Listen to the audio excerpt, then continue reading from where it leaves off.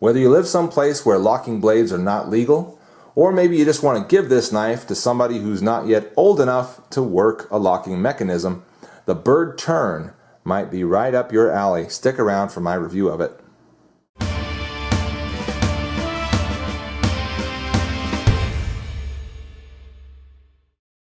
Hello my friends, Late Boy Scout here with my first non-locking knife review. Yeah, that's right. And guess what? I'm totally excited about this knife. Way stoked about it. And I'll tell you why in a little bit. Well, I'll give you one of the reasons right now. Yeah, the non-locking factor. That's really cool. I know, you're thinking, no, come on.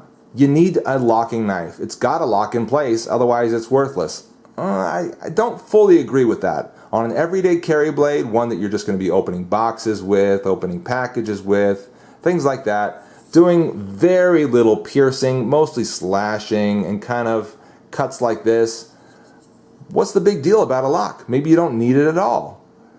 You know, and if you've got a knife like this with a beautiful choke-up choil like that, okay, maybe not so beautiful, it is Chinese made after all right? But a nice choke-up choil like this, for you to get your finger in there to actually interfere with the closing of the knife, hey, who needs a lock when you can do that? Who needs a lock? It retains in place pretty darn well, okay?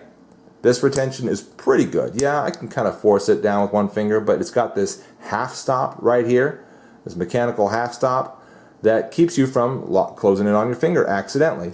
So again, even if you did push it and get it to bend, look, it reached that half stop. It doesn't want to go any further until you push it down.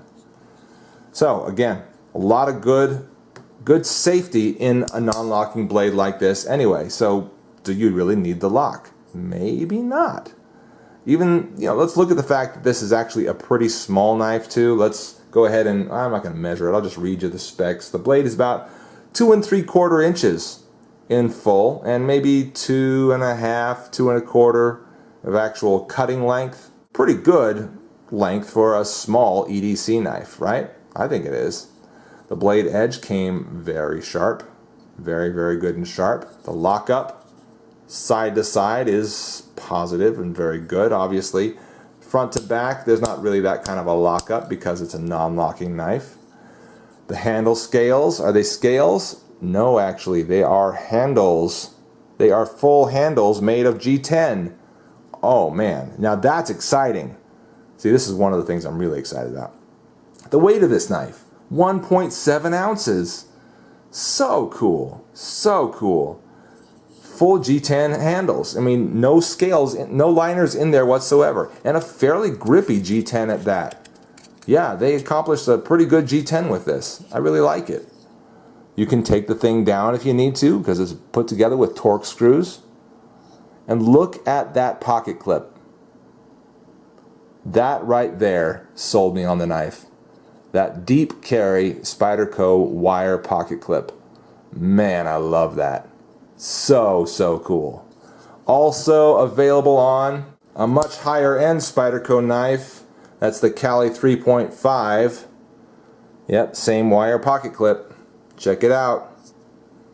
Same clip. Nice and deep.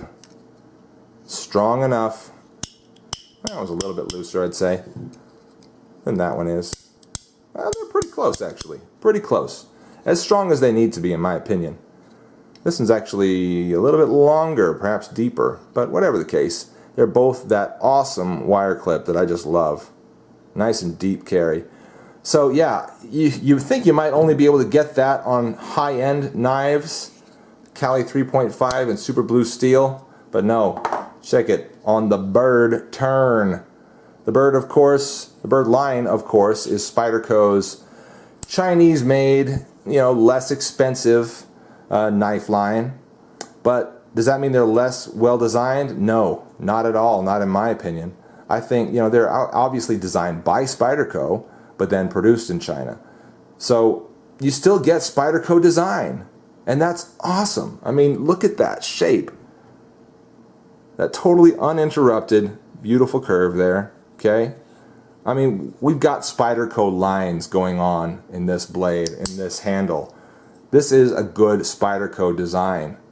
What is the price on it? The price is good.